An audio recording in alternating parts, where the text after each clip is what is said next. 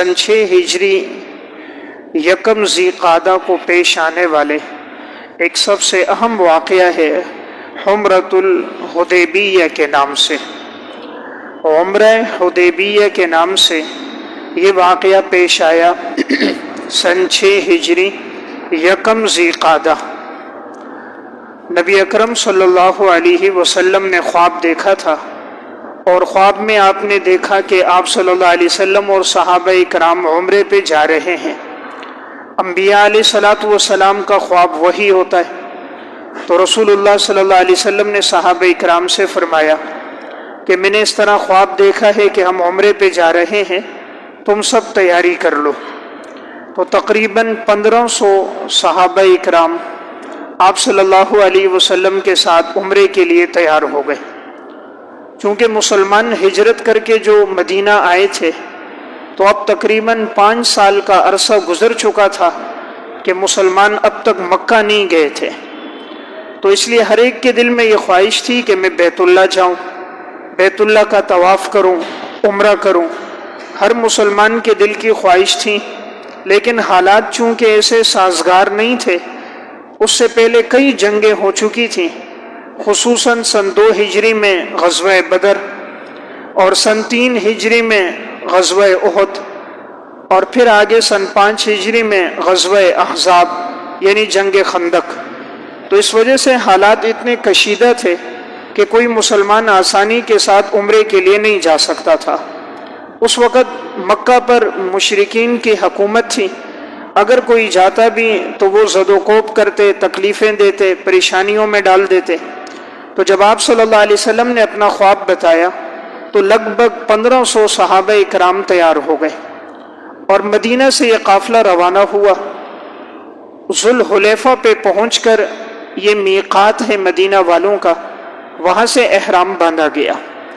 آپ صلی اللہ علیہ وسلم کے ساتھ بھی سواریاں تھیں، صحابہ کرام نے بھی اپنے ساتھ سواریاں لی تھیں۔ بعض صحابہ نے اس نیت سے کہ ہم حرم میں اس سواری کو ذبح کریں گے، اور ایسی سواری کو کہا جاتا ہے ہدی کا جانور۔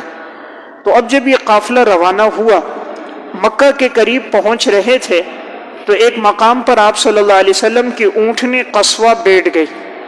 صحابہ کرام نے بڑی کوشش کی کہ یہ اونٹنی اٹھ جائے، لیکن وہ اٹھ نہیں رہی تھی۔ تو کسی نے کہا لگتا ہے یہ قصوہ تھک گئی ہے۔ آپ صلی اللہ علیہ وسلم نے فرمایا یہ اس کی عادت نہیں ہے، اور نہ ہی یہ قصوہ تھکتی ہے، اسے اس ذات نے روک لیا ہے کہ جس ذات نے فیل والوں کو، ہاتھی والوں کو روک دیا تھا کہ وہ مکہ میں نہیں آ سکے تھے، اور اللہ نے ان پر عذاب لایا تھا۔ یعنی مطلب یہ تھا اللہ کا حکم ہوگا تو یہ اونٹنی اٹھ جائے گی۔ تو آپ صلی اللہ علیہ وسلم نے فرمایا اب یہ مکہ والے اگر مجھ سے کوئی شرائط اور معاملات طے کریں گے تو میں ان کی بات کو قبول کروں گا۔ پھر اس کے بعد جب حضور نے اونٹنی سے کہا تو اونٹنی اٹھ گئی۔ آپ صلی اللہ علیہ وسلم حدیبیہ مقام پر پہنچے۔ حدیبیہ ایک کنویں کا نام ہے، اور یہ بالکل حرم کے قریب ایک جگہ ہے۔ اس کا بعض حصہ حدود حرم میں ہے، اور بعض حصہ حدود حرم سے باہر ہے۔ آپ صلی اللہ علیہ وسلم جب یہاں پہنچے تو آپ کا مقصد تھا کہ ان کو اطلاع دے دی جائے کہ ہم لڑنے کے ارادے سے مسلمان نہیں آئے، بلکہ ہم لوگ عمرہ کرنے کے ارادے سے آئے۔ تو رسول اللہ صلی اللہ علیہ وسلم نے اپنا پیغام پہنچا دیا۔ اب ان کی طرف سے چند نمائندے آ رہے تھے تاکہ آپس میں بات چیت طے کر دی جائے۔ آپ صلی اللہ علیہ وسلم پہلے حضرت عمر رضی اللہ تعالیٰ عنہ کو بھیجنا چاہا کہ تم جا کر ان کو اطلاع دو کہ ہم لوگ لڑنے کے ارادے سے نہیں بلکہ عمرے کے ارادے سے آئیں۔ حضرت عمر رضی اللہ تعالیٰ عنہ نے مشورہ دیا تھا یا رسول اللہ، چونکہ میرا کوئی قریبی عزیز اور رشتہ دار اس وقت مکہ میں نہیں ہے، اور مکہ کے لوگوں کو ویسے ہی مجھ سے اور ہمارے قبیلے سے ایک دشمنی چل رہی ہے، اگر میں جاؤں گا تو شاید بات نہ بنے، مناسب یہ کہ آپ حضرت عثمان رضی اللہ تعالیٰ عنہ کو بھیجیں۔ حضرت عثمان رضی اللہ تعالیٰ عنہ صحابہ کرام میں بڑے سخی صحابی تھے، اور ان کا گھرانہ، قبیلہ اور وہاں کے کئی لوگ اس وقت مکہ میں آباد بھی تھے، ان کے عزیز و اقارب اور رشتہ دار بھی تھے، تو اس لیے وہ لوگ ان کا لحاظ رکھیں گے، امید ہے کہ بات بن جائے گی۔ آپ صلی اللہ علیہ وسلم نے حضرت عثمان رضی اللہ تعالیٰ عنہ کو نمائندہ بنا کر بھیجا کہ ہم لوگ عمرے کے ارادے سے آئے ہیں، ہم لڑنے کے ارادے سے نہیں آئے۔ حضرت عثمان رضی اللہ تعالیٰ عنہ جب پہنچے تو مکہ کے لوگ خوش تو ہوئے، اس لیے کہ حضرت عثمان کی سخاوت اور ان کے قبیلے کا ایک مقام اور اعزاز تھا مکہ کے لوگوں میں۔ تو مکہ کے لوگوں نے حضرت عثمان سے کہا ہم آپ کو اجازت دیتے ہیں آپ عمرہ کر لیں، لیکن آپ صلی اللہ علیہ وسلم کو معاذ اللہ صحابہ اکرام کو ہم اجازت نہیں دیتے۔ حضرت عثمان رضی اللہ تعالیٰ عنہ نے فرمایا عمرہ کرنا عبادت ہے، لیکن اگر تم آپ صلی اللہ علیہ وسلم کو اجازت نہیں دیتے تو میں بھی عمرہ نہیں کرتا، یعنی حضور کے بغیر تنہا میں یہ عبادت ادا نہیں کروں گا، جب آپ صلی اللہ علیہ وسلم تشریف لائیں گے تب میں عمرہ کروں گا۔ رسول اللہ صلی اللہ علیہ وسلم کے سامنے جب بعض صحابہ نے یہ بات رکھی تھی، جب حضرت عثمان رضی اللہ تعالیٰ عنہ مکہ آئے تھے، کسی نے آپ صلی اللہ علیہ وسلم کے سامنے کہا تھا کہ شاید عثمان وہاں جا کر طواف کرے گا، عمرہ کرے گا۔ آپ صلی اللہ علیہ وسلم نے فرمایا تھا عثمان میرے بغیر عمرہ نہیں کرے گا، یعنی امید مجھے یہی ہے جب تک ہمیں اجازت نہیں ہوگی تو عثمان بھی نہیں کرے گا۔ تو جیسے آپ صلی اللہ علیہ وسلم نے فرمایا تھا، حضرت عثمان نے بھی یہی بات کی کہ جب تک حضور کو اجازت نہ ہو میں عمرہ نہیں کروں گا۔ اب یہاں سے یہ خبر کسی نے پھیلا دی کہ حضرت عثمان رضی اللہ تعالیٰ عنہ کو شہید کر دیا گیا، حالانکہ قاصد کو شہید کرنا عرب کے رواج میں نہیں تھا، اور بین الاقوامی قانون بھی یہی تھا جو تمام سلطنتوں میں چلا آ رہا تھا کہ اگر کوئی بھی قاصد ہوتا تھا اس کو قتل نہیں کیا جاتا تھا۔ تو جب یہ خبر حضور کو پہنچی کہ میں نے قاصد بنا کر بھیجا اور حضرت عثمان کو شہید کر دیا گیا، تو آپ صلی اللہ علیہ وسلم نے صحابہ اکرام سے جہاد پر اور موت پر بیعت لینا شروع کر دی۔ قرآن کریم سورہ فتح میں اللہ رب العزت نے اس منظر کو بیان فرمایا، لقد رضی اللہ عن المؤمنین اذ یبایعونک تحت الشجرہ فعلم ما فی قلوبہم فانزل السکینۃ علیہم واصابہم فتحا قریبا۔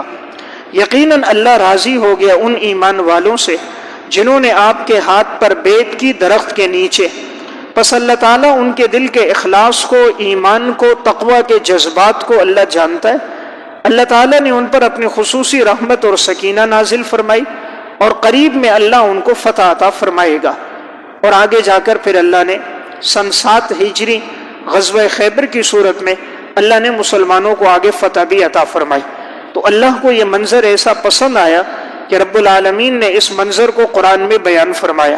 تو تمام صحابہ اکرام نے حضور کے ہاتھ پر بیعت کر لی کہ اگر حضرت عثمان رضی اللہ تعالیٰ عنہ کو شہید کیا گیا تو ہم میں سے ہر ایک ان کا بدلہ لے گا، اگر ہمیں اپنی جان دینی پڑی ہم جان دے دیں گے، حضرت عثمان کا بدلہ لیں گے۔ آپ صلی اللہ علیہ وسلم نے سب صحابہ سے بیعت لینے کے بعد آپ نے اپنے بائیں ہاتھ کے بارے میں فرمایا یہ عثمان کا ہاتھ ہے، اور آپ نے بائیں ہاتھ کو دائیں ہاتھ پہ رکھا، تو گویا حضرت عثمان کی طرف سے آپ صلی اللہ علیہ وسلم نے خود بیعت کر لی۔ بعد میں یہ بات پتہ چلی کہ یہ افواہ جھوٹی تھی اور یہ خبر غلط تھی، حضرت عثمان رضی اللہ تعالیٰ عنہ کو شہید نہیں کیا گیا تھا۔ اس سے ایک بات معلوم ہوئی کہ رسول اللہ صلی اللہ علیہ وسلم عالم الغیب نہیں تھے۔ اگر آپ صلی اللہ علیہ وسلم ہوتے تو آپ کو پتہ چل جاتا کہ یہ خبر تو جھوٹی ہے، حضرت عثمان رضی اللہ تعالیٰ عنہ تو حیات ہیں۔ اور یہ بھی معلوم ہوا حضرت عثمان کا مقام رسول اللہ صلی اللہ علیہ وسلم کی نظر میں اور صحابہ کے ہاں کتنا بلند تھا کہ آپ نے حضرت عثمان کی خاطر کم و بیش 1500 صحابہ سے موت پر بیعت لے لی۔ اور اللہ کو بھی یہ منظر اتنا پسند آیا کہ اللہ تعالیٰ نے اس کا قرآن کریم میں تذکرہ فرما دیا۔ اور یہ بھی پتہ چلا صحابہ اکرام جتنے بھی ہیں رب العالمین نے ان کے لیے رضامندی کا سرٹیفکیٹ قرآن میں عطا فرما دیا۔ یہاں فرمایا لقد رضی اللہ عن المؤمنین، لام بھی تاکید ہے، قد بھی تاکید ہے، ماضی کے صیغے میں بھی تاکید ہے کہ البتہ یقیناً اللہ ایمان والوں سے راضی ہو گیا۔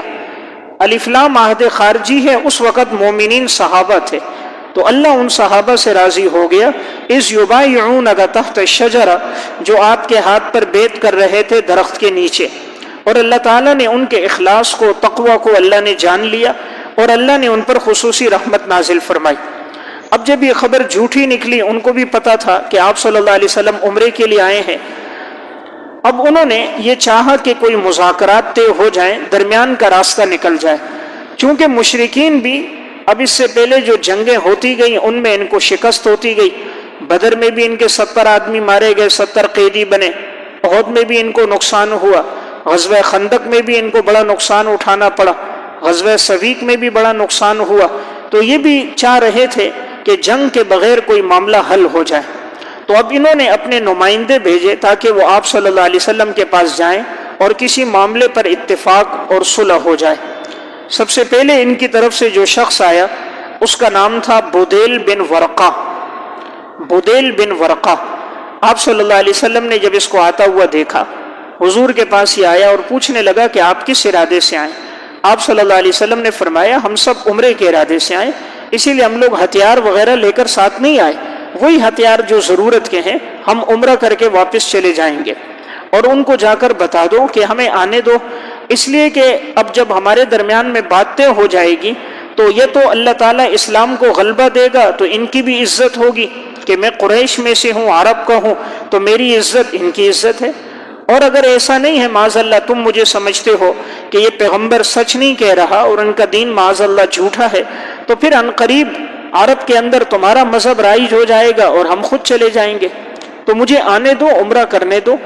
تو یہ جب گیا اور اس نے جا کر بات پیش کی کہ یہ تو بڑی معقول بات ہے، وہ لڑنے کے لیے نہیں آئے، عبادت کے لیے آئے، عبادت کر کے چلے جائیں گے، پہلے بھی جنگوں میں بڑا نقصان ہو چکا ہے، ایسا کرتے ہیں ان کو آنے دیتے ہیں۔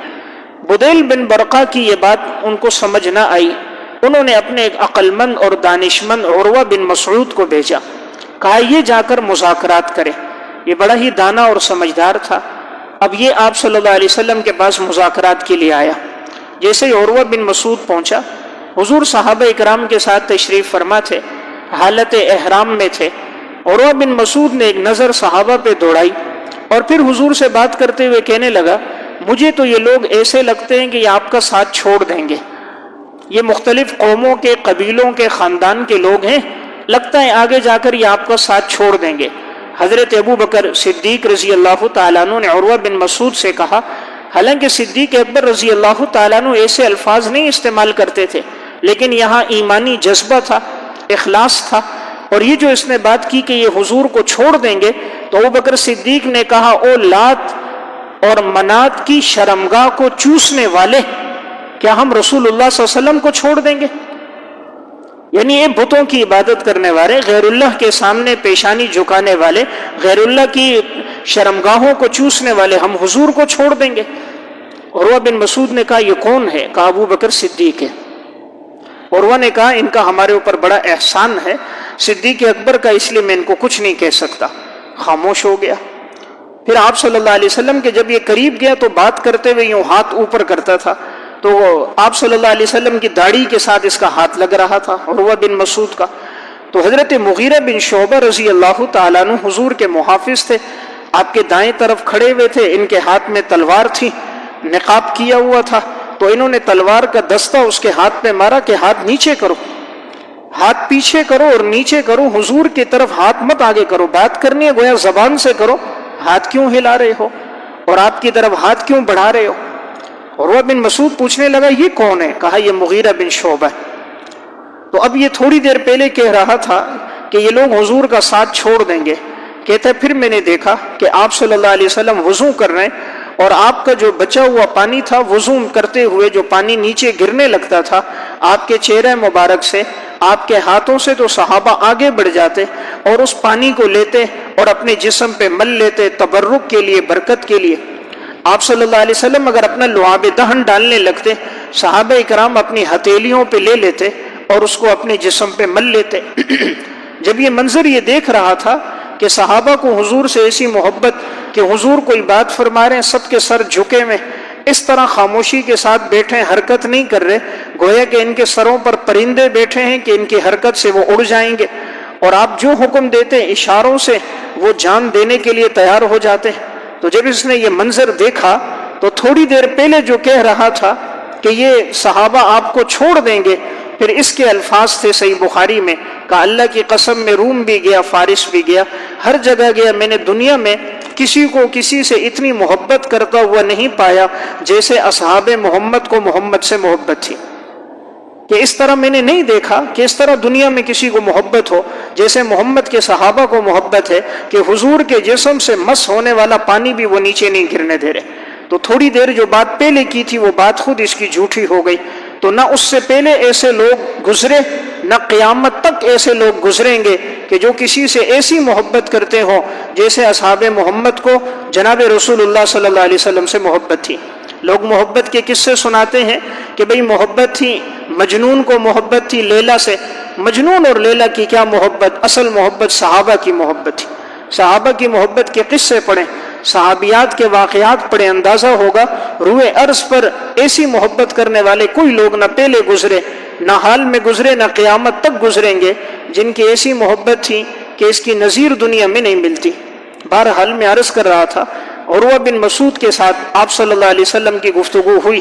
عروہ کے سامنے بھی حضور نے بات یہ عرض کی کہ ہم لوگ عمرے کے ارادے سے آئے، ہمارا مقصد لڑنا نہیں ہے۔ عروہ نے یہ سارا منظر دیکھا، دیکھنے کے بعد عروہ ان میں گیا، ان سے کہا کیا میں تمہارے لیے بمنزل باپ کے نہیں ہوں؟ کہا سب نے کہا تم بمنزل باپ کے ہو۔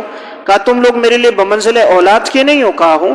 کہا میں بھی تمہیں مشورہ دیتا ہوں کہ انہیں آنے کی اجازت دے دو، عمرہ کر کے چلے جائیں گے، مت روکو ان کو۔ لیکن ابھی مشرکین سب راضی نہیں تھے۔ اب انہوں نے تیسرے آدمی کو نمائندہ بنا کر بھیجا اور اس کا نام تھا حلیس بن علقمہ، حلیس بن علقمہ، کہ یہ جا کر مذاکرات کرے۔ آپ صلی اللہ علیہ وسلم ابھی حدیبیہ میں ہی ہیں، اب یہ مذاکرات کے لیے آ رہا ہے۔ جب سامنے سے آ رہا تھا دور سے حضور کی نظر پڑ گئی تو رسول اللہ صلی اللہ علیہ وسلم نے صحابہ سے فرمایا یہ جو ہم نے قربانی کے لیے اونٹ لائے ہیں اس کو سامنے کھڑا کر دو، یہ سارے اونٹ سامنے کھڑے کر دو جو ہم آگے قربان کریں گے تاکہ اس کی نظر پڑ جائے۔ یہ قبیلہ وہ تھا کہ جن کو ان اونٹوں سے بڑی محبت تھی جو اونٹ اور جانور اللہ کے راستے میں قربان کیے جاتے تھے، خصوصاً منا میں قربان ہوتے تھے۔ ایسے اونٹوں کو بدنا کہا جاتا ہے، ان پہ علامات ہوتی ہیں، نشانیاں ہوتی ہیں۔ تو اس قبیلے کے آدمی نے جب دور سے دیکھا سارے اونٹ کھڑے ہوئے ہیں، ان کو شعار کیا ہوا ہے، تو اس نے دور سے دیکھا، یہ بڑا خوش ہو گیا۔ پھر آ کر حضور سے بات کی، آپ صلی اللہ علیہ وسلم نے فرمایا بھائی اونٹ تمہارے سامنے، اور ہم تو لڑنے کے ارادے سے نہیں آئے۔ یہ فوراً گیا اور ان کو کہا بھائی ان کو مت روکو، آنے دو، وہ تو اپنے ساتھ اونٹ بھی لے کر آئے، جانور بھی لے کر آئے، اللہ کے راستے میں قربان کریں گے۔ اگر تم نے ان کو اجازت نہیں دی تو میں اپنے قبیلے اور خاندان کے ساتھ تم سے بائیکاٹ کروں گا، یعنی میں تم سے الگ ہو جاؤں گا، آج کے بعد میرا خاندان، میرا قبیلہ، میرے لوگ تمہارا ساتھ نہیں دیں گے۔ آپ علیہ الصلوۃ والسلام کی دور اندیشی، فہم و فراست کیسی تھی، ہر آدمی کے ساتھ معاملہ کرنے کا طریقہ اللہ نے آپ کو القاء فرمایا تھا، آپ ہر ایک کے ساتھ اس کے مطابق گفتگو فرماتے تھے۔ اب یہ بات ہوئی لیکن پھر بھی مشرکین کو بات سمجھ نہ آئی۔ اب انہوں نے ایک چوتھا آدمی بھیجا جس کا نام تھا مقرز بن حفص۔ جب یہ دور سے آ رہا تھا رسول اللہ صلی اللہ علیہ وسلم نے فرمایا کہ یہ برا آدمی آ رہا ہے، یعنی حضور نے اس کا اچھے الفاظ میں تذکرہ نہیں کیا، برا آدمی ہے، یعنی اس سے ہماری بات طے نہیں ہوگی۔ وجہ یہ تھی کہ مقرز بن حفص اس سے پہلے تقریباً 50 آدمیوں کو لے کر جب آپ صلی اللہ علیہ وسلم حدیبیہ پہنچے تھے تو اس نے حملہ کرنا چاہا تھا تاکہ حضور کو، صحابہ کو ہم نقصان پہنچا دے، تو یہ تو بھاگ گیا تھا، باقی لوگ پکڑے گئے تھے۔ تو چونکہ اس نے اس سے پہلے بھی عہد شکنی کی تھی، وعدہ خلافی کیا کرتا تھا، آپ صلی اللہ علیہ وسلم کو اس کے بارے میں پتہ تھا، اس لیے آپ سمجھ گئے تھے اس سے ہماری بات نہیں بن سکتی، یہ وعدہ خلاف آدمی ہے، دین دشمن آدمی ہے، اس میں کوئی لحاظ نہیں ہے۔ جب یہ بھی چلا گیا، بات نہ ہوئی، اب آخری آدمی آیا جس سے بات بنی، وہ تھا سہیل بن عامر۔ سہیل بن عامر جب مذاکرات کے لیے آ رہا تھا رسول اللہ صلی اللہ علیہ وسلم کی نظر پڑ گئی۔ آپ صلی اللہ علیہ وسلم نے فرمایا اب لگتا ہے معاملہ آسان ہوگا۔ سہیل چونکہ سہل سے ہے، سہل کا معنی آسان ہونا، تو یہاں آپ نے نام سے نیک فالی لی، نیک فالی لی کہ انشاءاللہ جیسے اس کا نام سہیل ہے، لگتا ہے اللہ اس کے ذریعے ہمارا معاملہ آسان کر دے گا، معاملہ سہل ہو جائے گا۔ اور وہی ہوا، معاملہ اس کے ذریعے آسان ہوا اور پھر شرائط طے ہو گئی۔ اسلام میں نیک فالی لینا جائز ہے، بد فالی جائز نہیں۔ بد فالی کہنا جیسے آج کے لیے رواج ہے، کوئی کہتا ہے میں سفر پہ نکلا، گھر سے باہر نکلے اگر کوا نظر آ جائے کہتے جی سفر پہ نہیں جاؤ نقصان ہوگا، یا گھر سے باہر نکلا چپل الٹی ہے جی نقصان ہوگا، یا پانچا ایک اوپر ایک نیچے ہے تو بھئی نقصان ہوگا، آنکھ پھڑک رہی ہے تو کوئی مہمان آئے گا، یہ بعض چیزیں ایسی ہیں جو چلی آ رہی ہیں، یا الو کو دیکھا تو نقصان ہوگا، اس طرح کی بعض چیزیں یہ بد فالی ہیں، اسلام میں اس کا تصور نہیں ہے۔ البتہ نیک فالی لینا کسی نام سے، قبیلے سے، خاندان سے، اس کی ذات سے، تو نیک فالی کی اسلام میں گنجائش ہے۔ جب یہ سہیل بن عمر آیا تو آپ صلی اللہ علیہ وسلم نے اب ان کے ساتھ مذاکرات طے کرنا شروع کیے. یہ سمجھدار اور دانا تھا، بات کو سمجھتا تھا. اب معاملات طے ہونا شروع ہوئے. جب معاملات لکھے جا رہے تھے، لکھنے والے تھے حضرت علی رضی اللہ تعالیٰ عنہ. جب آپس میں شرائط طے ہونے لگی، حضرت علی رضی اللہ تعالیٰ عنہ نے شروع میں لکھا تھا بسم اللہ الرحمن الرحیم. تو جب یہ بات لکھی گئی تو سہیل نے کہا ہم تو رحمان اور رحیم کو نہیں جانتے. یعنی مشرکین مکہ تو چونکہ لات اور منات کو پکارنے والے تھے، اللہ کو رحمان رحیم کہہ کے نہیں پکارتے تھے. تو اس نے کہا یہ نام ہٹا دو، بس صرف لکھو باسمک اللہم، رحمان اور رحیم کو ہٹا دو. اور ساتھ ساتھ حضور کے نام کے ساتھ رسول اللہ لکھا ہوا تھا کہ یہ پیغام ہے محمد الرسول اللہ کی طرف سے. تو وہ کہنے لگا کہ اگر ہم آپ کو رسول مانتے تو معاذ اللہ ہم آپ سے کیوں لڑتے. یعنی وہ گویا یہ کہنے لگا ہم آپ کو رسول مانتے ہی نہیں، اس لیے آپ محمد الرسول اللہ نہ لکھو، محمد بن عبداللہ لکھو. اپنا اور اپنے والد کا نام لکھو محمد بن عبداللہ. آپ صلی اللہ علیہ وسلم چاہتے تھے بات بن جائے. حضور نے فرمایا ٹھیک ہے، میں محمد بن عبداللہ بھی ہوں، محمد الرسول اللہ بھی ہوں، جیسے تم کہو گے ویسے لکھ دیتے. آپ صلی اللہ علیہ وسلم نے حضرت علی سے فرمایا علی ایسا کرو کہ رسول اللہ کو مٹا کر محمد بن عبداللہ کر دو، کیونکہ اب یہ اس بات پہ اڑا ہوا ہے تو مذاکرات نہیں ہوں گے. ایسا کرو محمد بن عبداللہ کر دو. حضرت علی رضی اللہ تعالیٰ عنہ کا جذبہ ایمانی تھا. انہوں نے فرمایا یا رسول اللہ نہیں، محمد رسول اللہ ہی ہوگا. مقصد تھا کہ آپ سچے رسول ہیں، کیوں مٹائیں. آپ صلی اللہ علیہ وسلم نے دیکھا حضرت علی کا جذبہ ایمانی ہے، محبت رسول ہے. آپ نے فرمایا علی کہاں لکھا ہے مجھے بتاؤ. جہاں لکھا ہوا تھا حضور نے خود دیکھا، آپ نے خود مٹا دیا. آپ نے خود رسول اللہ کا لفظ مٹا دیا اور وہاں محمد بن عبداللہ کروا دیا. مقصد تھا کسی طرح بات بن جائے. اب جب بات ہو گئی، اب شرائط طے ہوئے. شرائط یہ طے ہوئے کہ اس سال آپ لوگ واپس جاؤ گے، یعنی اس سال عمرہ نہیں کرو گے، اور اگلے سال آپ لوگ آؤ گے، اور اگلے سال بھی 3 دن کے لیے آؤ گے. 3 دن سے زیادہ مکہ میں نہیں ٹھہرو گے، اور 3 دن میں عمرہ کر کے لوٹو گے. اور آپ میں جو بھی آئے گا وہ ہتھیار لے کر نہیں آئے گا. اگر کسی کے پاس ہتھیار ہوں گے تو وہ نیام میں رکھے گا، تلوار کو بھی نیام میں رکھے گا، دیگر ہتھیاروں کو بھی نیام میں رکھے گا. کسی ہتھیار کی نمائش نہیں کرے گا، سرعام لے کر اس کو سامنے نہیں آئے گا. اور یہ بات طے ہوئی کہ اگر ہمارا کوئی آدمی تمہارے پاس چلا گیا تم اس کو واپس کرو گے، اور تمہارا کوئی آدمی اگر ہمارے پاس آ گیا تو ہم اس کو واپس نہیں کریں گے. اب یہ بڑی سخت بات تھی کہ اگر کوئی کافر تم مسلمانوں کے پاس چلا گیا، بھلے مسلمان ہو کے بھی جائے، تم پھر بھی اس مسلمان کو واپس کرو گے. اور تمہارا کوئی مسلمان اگر ہمارے پاس آ گیا تو ہم اس کو واپس نہیں کریں گے. اب یہ شرائط بڑی سخت تھی، اور پہلی شرط تھی کہ تم جاؤ اور عمرہ نہیں کرو اور اگلے سال آؤ اور صرف 3 دن ٹھہرو. تو یہ معاملات اور شرائط بڑی سخت تھیں، صحابہ اکرام پر بڑی گراں تھیں. اب یہ بات طے ہو رہی تھی، اللہ کی طرف سے ایک امتحان تھا. اسی موقع پر سہیل بن عمر کا اپنا بیٹا حضرت ابو جندل رضی اللہ تعالیٰ عنہ، یہ صحابی رسول ہیں، یہ مسلمان تھے. اور اب یہ وہاں سے کسی طرح بھاگ کر آئے. ان کے پاؤں میں زنجیریں اور بیڑیاں تھیں، پاؤں ان کے زخمی تھے، جسم زخمی تھا. کسی طرح بھاگ کے پہنچے حدیبیہ میں اور اپنے آپ کو صحابہ کے سامنے گرا دیا. اب زخمی حالت تھی کہ میں ان کی طرف سے آ گیا ہوں، تم لوگ مجھے بچاؤ.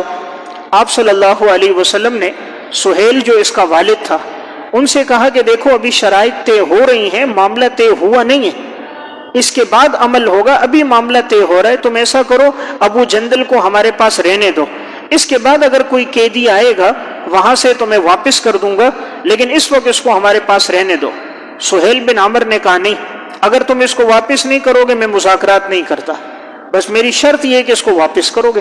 اب صحابہ پر یہ بات بھی ذرا گراں تھی کہ ایک صحابی ایمان لے کر آیا، زنجیروں میں جکڑا ہوا، پسینے میں شرابور، کفار کی تکلیفیں برداشت کرتا کرتا بڑی مشکل سے پہنچا. اب اس کو واپس کیا جائے، لیکن آپ صلی اللہ علیہ وسلم چونکہ شرط طے کر چکے تھے، اس لیے حضور نے حضرت ابو جندل صحابی سے فرمایا پریشان مت ہو، امید ہے اللہ تمہاری مدد کرے گا اور اللہ تمہارے نکلنے کے لیے کوئی راستہ بنا دے گا. اور آگے پھر اللہ نے ان کے نکلنے کا راستہ بنا دیا تھا. تو آپ صلی اللہ علیہ وسلم دیکھیں وعدے کے کتنے پابند ہیں کہ وعدہ دشمن کے ساتھ ہے لیکن اس کو بھی پورا کر رہے ہیں. ہم مسلمان کے ساتھ وعدہ پورا نہیں کرتے، حضور دشمن کے ساتھ وعدہ ہے، وہ بھی ابھی لکھا جا رہا ہے، آپ نے اس کو بھی پورا کیا اور حضرت ابو جندل صحابی کو آپ نے واپس کر دیا. اب جب یہ مذاکرات طے ہو رہے تھے معاملات اور یہ ساری شرائط طے ہو گئیں، صحابہ بھی تھوڑا اس اعتبار سے گراں تھا کہ ہم لوگ عمرے کے ارادے سے بھی آئے، عمرہ بھی نہیں کر سکے، اب جائیں گے، اگلے سال آئیں گے، اور یہ شرائط بھی ہمارے خلاف طے ہو رہی ہیں، لیکن حکمتیں تو اللہ جانتا ہے اور اللہ کا رسول جانتا تھا۔ تو آپ صلی اللہ علیہ وسلم کے سامنے کسی نے لب نہیں کھولے، سب خاموش تھے، اور حضور کے ان شرائط پہ سب راضی تھے۔ اب مذاکرات طے ہوئے، اور یہ صلح 10 سال تک کے لیے تھی کہ 10 سال تک نہ ہم آپ پہ حملہ کریں گے نہ آپ ہم پہ حملہ کرنا، اور اگر کوئی حملہ کرے تو ان کا ساتھ نہیں دیں گے۔ جب یہ معاملہ طے ہو گیا، اب آپ صلی اللہ علیہ وسلم اس طرف آئے تاکہ یہیں پر احرام کھول دیا جائے اور جو جانور ہیں ان کا نہر کر دیا جائے اور بال کٹوا دیے جائیں، اور یہاں سے ہم اب واپس چلے جائیں، اگلے سال آ کر ہم انشاءاللہ عمرہ کر دیں گے۔ اب آپ صلی اللہ علیہ وسلم نے صحابہ اکرام سے کہا کہ بھئی بال کٹوا دو، یعنی حلق کر دو، سر منڈوا دو، یہ چوتھائی حصے کے بال کٹوا دو۔ تو صحابہ پہ تھوڑی بات گراں تھی کہ ہم لوگ عمرہ بھی نہ کر سکے، واپس جا رہے ہیں، شرائط بھی ہمارے خلاف ہیں۔ تو حضور نے 1 دفعہ 2 دفعہ کہا، تو آپ صلی اللہ علیہ وسلم اب خیمے میں آئے۔ آپ کی گھر والی ام سلمہ رضی اللہ تعالیٰ عنہ تھی۔ آپ نے ان کے سامنے بات عرض کی کہ میں نے بات کی ہے، لیکن کوئی اس میں سے اٹھا نہیں بال کاٹنے کے لیے۔ حضرت ام سلمہ رضی اللہ تعالیٰ عنہ کو اللہ تعالیٰ نے بڑی فہم و فراست عطا فرمائی تھی۔ انہوں نے فرمایا یا رسول اللہ، صحابہ آپ سے بڑی محبت کرتے ہیں، جان دینے والے، لیکن یہ واقعہ چونکہ ان کی طبیعت پہ بڑا گراں گزرا ہے کہ اب یہ واپس جا رہے، عمرہ نہیں کر سکے، ایسا کیجئے آپ اپنے بال کٹوا دیجئے۔ آپ جب خود حلق کریں گے، آپ کو دیکھ کر صحابہ خود اپنے بال کٹوانا شروع کر دیں گے۔ تو بعض عورتوں کو اللہ نے بڑی فہم و فراست، دانائی دی، عطا کی ہوتی ہے، تو حضرت ام سلمہ رضی اللہ تعالیٰ عنہ بھی ان میں سے تھیں۔ حضور نے ان کا مشورہ قبول فرمایا۔ معلوم ہوا تمام عورتوں کو یہ کہنا کہ ناقص العقل ہے، ان کی فہم کم ہے، سمجھتی نہیں ہے، ایسا نہیں ہے۔ بعض عورتوں کو اللہ نے فہم و فراست، دانائی اور سمجھداری، فہم اور حافظہ اور واقعات کے نتائج تک پہنچنا، یہ اللہ نے انہیں عطا فرمایا ہوتا ہے۔ آپ علیہ الصلوۃ والسلام اب جیسے ہی باہر آئے، آپ اپنے بال کٹوانے لگے، حلق کیا۔ آپ کو دیکھ کر صحابہ اکرام ایک دم محبت میں ایک دوسرے کے بال کاٹنے لگ گئے، یہاں تک کہ سب نے اپنے اپنے بال کاٹ دیے، اور جو جانور تھے ان کو وہیں پہ نہر کر دیا گیا۔ اب رسول اللہ صلی اللہ علیہ وسلم واپسی کے لیے آ رہے ہیں۔ اس موقع پر حضرت عمر رضی اللہ تعالیٰ عنہ آپ صلی اللہ علیہ وسلم کے پاس آئے تھے اور حضور سے چند باتیں پوچھی۔ پہلی بات کی، یا رسول اللہ، کیا ہم حق پر نہیں ہیں؟ آپ نے فرمایا حق پر ہے۔ حضرت عمر نے پھر کہا، کیا یہ مشرکین باطل پر نہیں ہیں؟ آپ صلی اللہ علیہ وسلم نے فرمایا باطل پر ہے۔ کہا یا رسول اللہ، یہ جو شرائط طے کی گئیں کہ ان کا آدمی ہوگا واپس کریں گے، ہمارے آدمی کو نہیں کریں گے، اس سال ہم لوگ واپس جائیں گے، عمرہ بھی نہیں کریں گے، اگلے سال آئیں گے، یہ تو ساری شرائط ہمارے خلاف ہیں، یا رسول اللہ آپ نے یہ شرائط طے کر دی۔ حضرت عمر رضی اللہ تعالیٰ عنہ بڑے جلالی صحابی تھے۔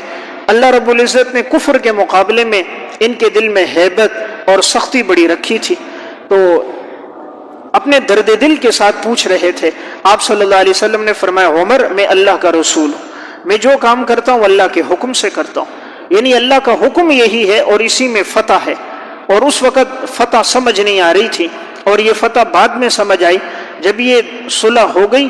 پھر یہ جو 2 سال گزرے، یعنی سن 6 ہجری سے لے کر سن 8 ہجری تک، اب 2 سالوں کے درمیان کوئی لڑائی نہیں ہوئی۔ مسلمان جب اگلے سال آ کے عمرۃ القضاء کیا تو انہوں نے مسلمانوں کو قریب سے دیکھا، مشرکین مکہ نے۔ ان 2 سالوں میں مسلمانوں کا آنا جانا تھا مکہ میں، مسلمان آتے اپنی عبادت کرتے اور باہر جاتے تو انہوں نے مسلمانوں کے اخلاق کو، کردار کو، معاشرت کو، معاملات کو، طرز عبادت کو، ان کی زندگی کے اسلوب کو جب انہوں نے قریب سے دیکھا تو اتنی کثرت سے لوگ اسلام میں آئے، اب تک اتنے مسلمان نہیں ہوئے تھے جتنے ان 2 سالوں میں ہو گئے۔ اور پھر آگے جا کر یہی صلح حدیبیہ پیش خیمہ تھا فتح مکہ کا، کہ سن 8 ہجری میں پھر جب فتح مکہ ہوا ہے رمضان المبارک کے مہینے میں، اور آپ صلی اللہ علیہ وسلم تقریباً 10,000 صحابہ کے ساتھ جب مکہ میں داخل ہوئے تھے، پھر جوک در جوک سب کے سب لوگ مسلمان ہو گئے تھے۔ تو اب یہ اگر صلح حدیبیہ نہ ہوتی، آپس میں صلح طے نہ ہوتی، تو یہ کفار مسلمانوں کو قریب سے نہ دیکھتے، ان کے معاملات، عبادات، اخلاقیات، معاشرت نہ دیکھتے، تو یہ اتنی جلدی اسلام نہ لاتے۔ جب انہوں نے مسلمانوں کا طرز زندگی دیکھا، اتنے متاثر ہو گئے کہ جلدی سے ایمان لانا شروع ہو گئے۔ تو اللہ تعالیٰ نے قرآن کریم میں اسی کو فتح سے تعبیر کیا، انا فتحنا لک فتحا مبینا، یقیناً ہم نے آپ کو واضح فتح عطا فرمائی۔ تو بظاہر لگ رہا تھا کہ یہ شکست ہے، کہ شرائط ہمارے خلاف جا رہی ہیں، لیکن حقیقت میں یہ فتح تھی کہ آگے اس کے نتائج بہت اچھے نکلے کہ مسلمان بڑی کثرت کے ساتھ دین میں داخل ہوئے۔ خصوصاً فتح مکہ میں سن 2 ہجری کے بعد سن 8 ہجری میں حالت یہ تھی کہ سورہ نصر میں اللہ رب العزت نے ارشاد فرمایا کہ جو لوگ اسلام میں داخل ہوئے وہ افواج، فوجوں کی شکل میں، اذا جاء نصر اللہ والفتح ورأیت الناس يدخلون فی دین اللہ افواجا، اللہ کی مدد آ گئی، فتح آ گئی، اب لوگ دین میں جوگ در جوگ افواج کی صورت میں داخل ہو رہے ہیں۔ افواج فوج کی جمع ہے، فوج ویسے ہی ایک بہت بڑی جماعت، افواج یعنی اور بہت بڑی جماعتیں اسلام میں داخل ہو گئیں۔ تو بہرحال حضرت عمر نے جب یہ بات کی تو آپ صلی اللہ علیہ وسلم نے فرمایا عمر میں اللہ کا رسول ہوں، جو بات کرتا ہوں اللہ کے حکم سے۔ حضرت عمر رضی اللہ تعالیٰ عنہ حضرت ابوبکر صدیق رضی اللہ تعالیٰ عنہ کے پاس گئے کہ اور یہی سوالات کیے کہ ہم حق پر نہیں ہیں، وہ باطل پر نہیں ہے۔ صدیق اکبر نے کہا ہے، کہا پھر یہ شرائط ساری ہمارے خلاف ہیں، ان کے حق میں یہ شرائط ہیں۔ حضرت ابوبکر صدیق نے وہی جملہ ارشاد فرمایا کہ رسول اللہ صلی اللہ علیہ وسلم اللہ کے رسول ہیں، جو کرتے ہیں اللہ کے حکم سے کرتے ہیں، اسی میں بہتری ہوگی۔ تو صدیق اکبر پر آپ صلی اللہ علیہ وسلم کا ایک عکس تھا، جو جواب حضور کا تھا وہ جواب ابو بکر صدیق کا بھی تھا۔ حضرت عمر بعد میں فرماتے تھے مجھ سے یہ جو باتیں ہوئی میں پھر ساری زندگی ان پہ استغفار کرتا رہا، اللہ کے راستے میں صدقہ کرتا رہا، غلام آزاد کرتا رہا، اللہ سے مانگتا رہا کہ مجھ سے جو الفاظ کہے گئے اس میں کچھ بے ادبی نہ ہو، اس پہ میں ساری زندگی استغفار کرتا رہا۔ اگرچہ ایمانی جذبے سے کہے لیکن آپ صلی اللہ علیہ وسلم کے سامنے میں نے کہے تو میں ساری زندگی اللہ کے راستے میں نے خوب خرچ کیا، استغفار کیا کہ اللہ رب العزت یہ جو میرے الفاظ کی تعبیرات تھیں اگر اس میں کوئی غیر مناسب تھی تو اللہ مجھے بھی معاف فرمائے۔ تو میں ایک بات عرض کر رہا تھا کہ صلح حدیبیہ میں پھر آپ صلی اللہ علیہ وسلم صحابہ اکرام کے ساتھ اب واپس آ گئے، حضور یہ واپس لوٹے ہیں۔ اس غزوے میں آپ صلی اللہ علیہ وسلم کے بہت سے معجزات پیش آئے۔ جس وقت حضور حدیبیہ میں آ رہے تھے راستے میں ایک جگہ کنواں تھا اور اس کا پانی بہت کم رہ گیا۔ صحابہ کرام نے جب پانی نکالا تو پانی ختم ہو گیا۔ آپ صلی اللہ علیہ وسلم نے تیر لیا اپنا دیا، فرمایا اس کو کنویں میں ڈالو، تو جیسے کنویں میں ڈالا تو پانی نیچے سے ابلنے لگ گیا، خوب پانی آیا اوپر منڈیر تک۔ تو صحابہ نے پیا، جانوروں کو پلایا، مشکیزوں کو بھرا، پانی ختم نہیں ہوا۔ اسی طرح حدیبیہ میں ایک موقع پر چونکہ وہاں کئی دن ٹھہرے تو پانی نہیں تھا، تو آپ صلی اللہ علیہ وسلم کے پاس بچا کچا پانی لایا گیا ایک کٹورے میں۔ رسول اللہ صلی اللہ علیہ وسلم نے حدیبیہ میں اس موقع پر اپنا دست مبارک کٹورے میں ڈالا، پھر آپ صلی اللہ علیہ وسلم نے ہاتھ اٹھایا، اللہ تعالیٰ نے آپ کی انگلیوں سے پانی کے چشمے جاری کر دیے، یعنی تقریباً لگ بھگ 1500 صحابہ اکرام پانی بھی پیا، جانوروں کو پلایا، مشکیزوں کو بھرا، لیکن آپ کی انگلیوں سے جاری یہ پانی ختم نہیں ہوا۔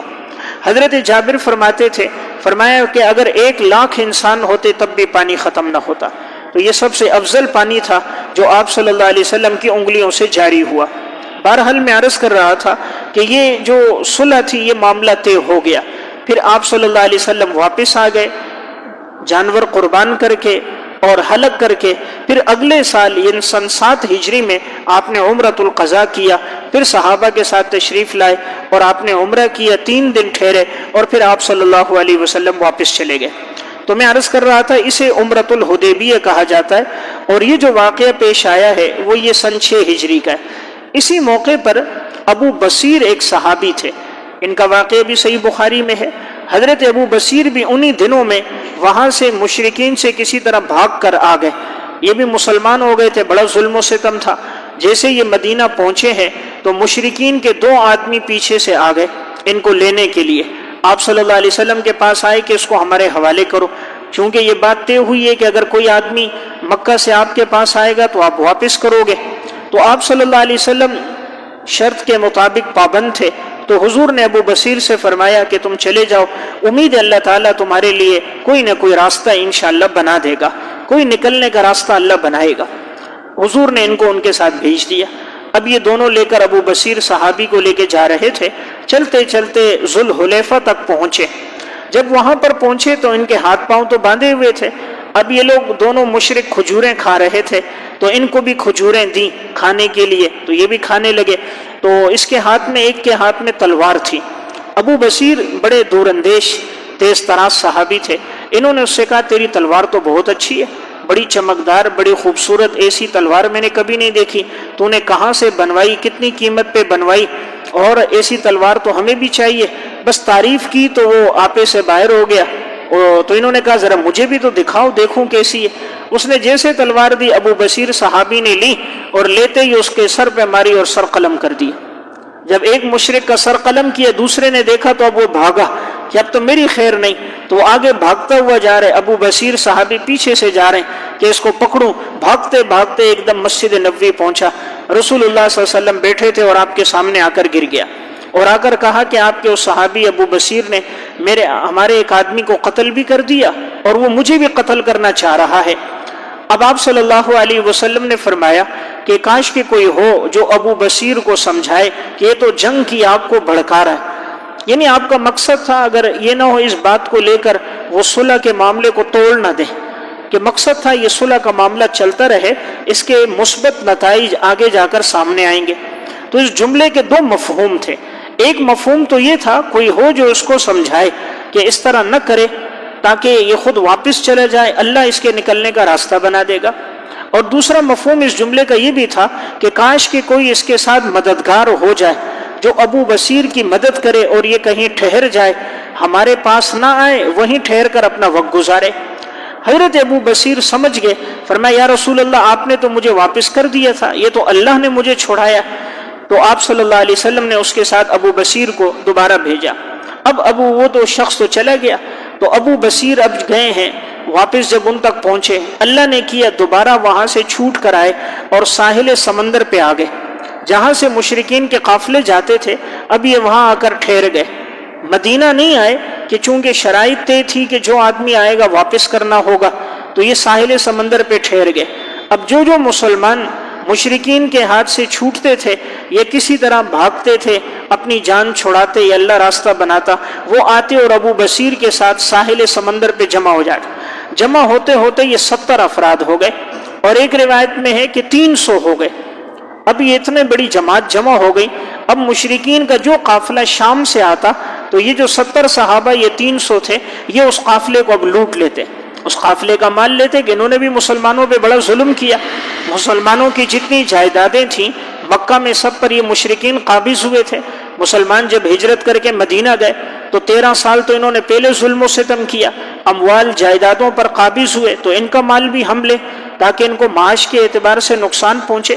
جب مشرکین نے دیکھا کہ اب ہمارے قافلے وہاں سے نہیں آ سکتے، جو آئے تو یہ صحابہ کرام روک لیتے، تو اب یہ لوگ خود آئے اور حضور سے آ کر کہا یہ شک ہم ختم کرتے ہیں، یہ شرط ہم ختم کرتے ہیں کہ اب جو آدمی آپ کے پاس آئے گا وہ آپ کا ہوگا، وہ آپ ہمارے کو واپس نہیں کریں، بس آپ یہ جتنے ساحل سمندر پر ہیں ان سب کو مدینہ بلا لیں تاکہ ہمارے قافلے آتے رہیں آسانی کے ساتھ، کوئی ہمیں روکے نہیں۔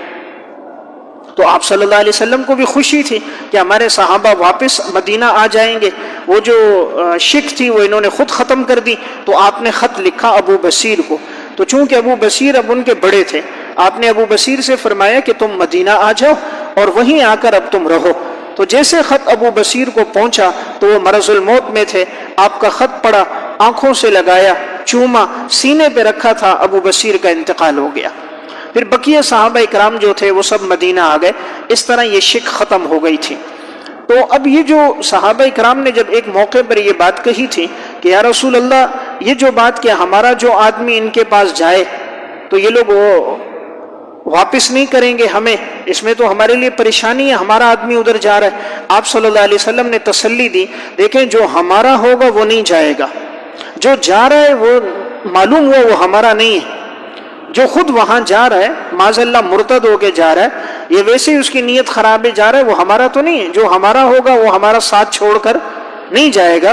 اور عجیب بات ہے، اس پورے 2 سالہ دور میں مکہ سے کوئی بھی صحابی ایسا نہیں ہے جو معاذ اللہ مرتد ہو کر مدینہ سے مکہ گیا ہو، کوئی بھی ایسا واقعہ نہیں ہے کہ مدینہ سے کوئی صحابی معاذ اللہ مرتد ہوا اور مکہ گیا ہو، ایسی کوئی نظیر نہیں، تو کوئی نہیں گئے، اور جو مکہ سے آتے تھے اللہ نے ان کے لیے بھی نکلنے کا راستہ بنا دیا۔ تو بہرحال یہ سن 6 ہجری میں یہ پورا غزوہ پیش آیا، یعنی غزوہ حدیبیہ کے نام سے۔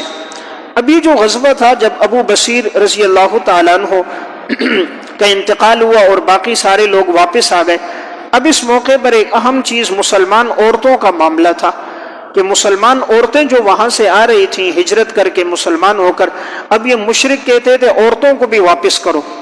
اب شک کے اندر یہ بات تو داخل تھی کہ کوئی مرد آئے گا تو واپس کریں گے، لیکن عورتوں کی بات تو نہیں تھی۔ اب آپ صلی اللہ علیہ وسلم سوچنے لگے کیا کیا جائے۔ مشرک کہتے تھے جو عورت مسلمان ہو کے آپ کے پاس آ رہی ہے آپ ان کو بھی واپس کرو۔ تو اتنے میں اللہ رب العزت نے قرآن کریم نازل فرمایا، سورہ ممتحنہ میں اللہ تعالیٰ نے فرمایا جو عورتیں وہاں سے تمہارے پاس آتی ہیں آپ ان کا امتحان لے لو، جائزہ لے لو، اگر وہ مسلمان ہیں صدق دل سے ایمان لے کر آئیں تم ان کو ہرگز واپس نہ کرو۔ یعنی اب وہ مومن ہے، اب ان کا نکاح کفار سے نہیں ہوتا، جو اگر پہلے نکاح تھا بھی وہ ٹوٹ گیا ہے، اب تم ان کو اپنے پاس رکھو اور تم ان کا جو مہر ہے مشرکین کا ان کو دے دو، اب تم نئے مہر کے ساتھ ان کو اپنے پاس روک کے رکھو۔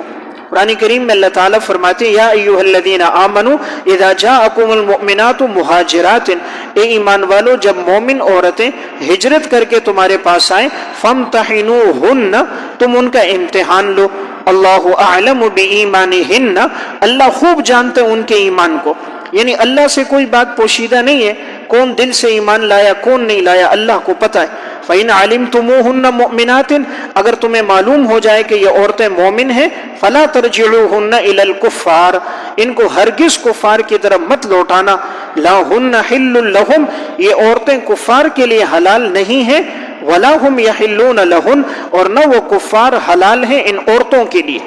وَآتُوهُمْ مَا أَنفَقُوا، تم ان کفار کو دے دو جو انہوں نے خرچ کیا ہے۔ وَلَا جُنَاحَ عَلَيْكُمْ أَن تَنكِحُوهُنَّ، تم پہ کوئی حرج نہیں کہ تم ان سے نکاح کرو، اذا آتیتموهن اجورهن، جب تم ان کو ان کا مہر دے دو۔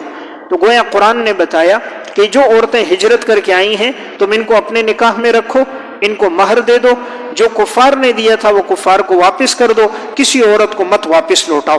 اس طرح جو مسلمان عورتیں تھیں الحمدللہ وہ بھی ایک بڑی تعداد میں مکہ سے آتی گئیں مدینہ، اور مدینہ آ کر آباد ہوئیں، اور ان کے نکاح پھر حضرات صحابہ اکرام کے ساتھ ہوئے۔ یہاں ایک بات کی وضاحت کی، جو صلح ہوتی ہے جو صلح حدیبیہ میں ہوئی، صلح کا مطلب صرف ہوتا ہے ترک قتال نہ کہ اتحاد۔ صلح کا مطلب یہ نہیں ہوتا کہ مسلمان کافر سے اتحاد کر رہا ہے، صلح کا مطلب ہوتا ہے کہ آپس میں جنگ نہیں کریں گے۔ اور قرآن نے یہ بات کی ہے کہ جب یہ لوگ خود جھکیں صلح کی طرف تم بھی جھک جاؤ، تو جب ان کا اپنا میلان ہو تو تم بھی ان کی طرف مائل ہو جاؤ۔ تو یہاں بھی ان کا اپنا میلان تھا کہ اس سے پہلے کئی جنگیں ہو چکی تھی، یہ بھی چاہتے تھے کہ صلح ہو جائے اور خود اس کے لیے تیار تھے، اور اس صلح کا پھر مسلمانوں کے حق میں بڑا فائدہ بھی ہوا کہ 2 سال میں کثرت سے لوگ مسلمان ہوئے، خصوصاً فتح مکہ کے موقع پر اور بھی بہت سارے لوگ ایمان لے کر آئے۔ یہاں جو بیت کا تذکرہ ہوا بیت رضوان، جو میں نے عرض کیا آپ صلی اللہ علیہ وسلم نے صحابہ اکرام سے بیت لی موت پر، تو یہاں سمجھیں بیت جو ہے اس کی 4 قسمیں۔ بیت اصل میں کہا جاتا ہے یہ بیع سے بیچنا، فروخت کرنا، یعنی گویا انسان اپنے آپ کو دوسرے پہ فروخت کرتا ہے۔ اور بیت کی پہلی قسم ہوتی ہے بیت علی الاسلام، یعنی کوئی آدمی اسلام لے کر آئے تو آپ صلی اللہ علیہ وسلم کے ہاتھ پر بیعت کرتا کہ یا رسول اللہ میں اسلام لے کر آیا ہوں، اور آپ کے ہاتھ پر اسلام لاتا، یہ بیت علی الاسلام ہے۔ دوسرا ہے بیت علی الجہاد، جیسے اس موقع پر صحابہ اکرام نے بیعت کی، یہ دیگر مواقع پہ آپ فرماتے صحابہ آپ کے ہاتھ پر بیعت کرتے، وہ بیت علی الجہاد تھی۔ تیسری قسم ہوتی ہے بیت علی الخلافت، کہ خلافت پر بیعت ہو، جیسے ابو بکر صدیق رضی اللہ تعالیٰ عنہ خلیفہ بنے، سب صحابہ نے آپ کے ہاتھ پر بیعت کی، حضرت عمر خلیفہ بنے ان کے ہاتھ پر بیعت ہوئی۔ اور چوتھی ہوتی ہے بیت طریقت۔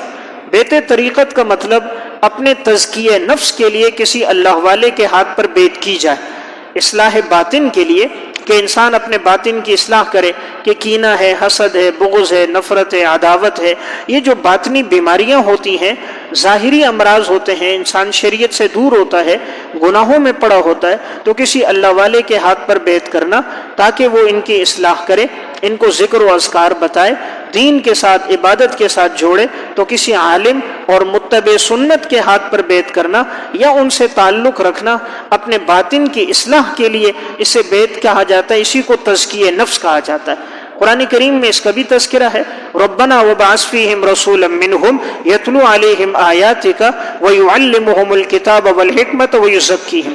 تو یہ جو تزکیہ نفس قرآن نے بیان کیا وہ اس میں شامل ہے۔ تو بہرحال یہ بیت کی میں نے 4 اقسام بیان فرما دی۔